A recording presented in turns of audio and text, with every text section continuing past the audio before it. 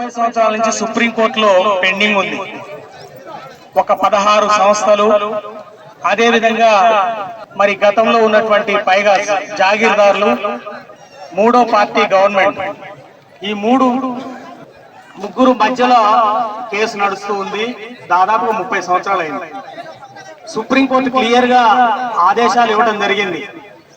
ఈ యొక్క భూమిలో స్టేటస్ కో మెయింటైన్ చేయాలి, ఎటువంటి కన్స్ట్రక్షన్స్ కానీ ఎటువంటి ఆక్రమణలు కానీ చేయడానికి వీలు లేదు అని చెప్పి 2003లో ఉత్తర్వులు ఇవ్వడం జరిగింది. 2003 అంటే దాదాపుగా 21 సంవత్సరాలు అయింది. ఇంకా వివాదం తేలలేదు.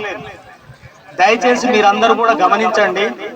ఇటువంటి వివాదం ఉన్నటువంటి భూమిలో సుప్రీంకోర్టు ఆదేశాలకు వ్యతిరేకంగా మేము అధికారులను కూడా ఇందులో ప్రవేశించడానికి వీల్లేదు.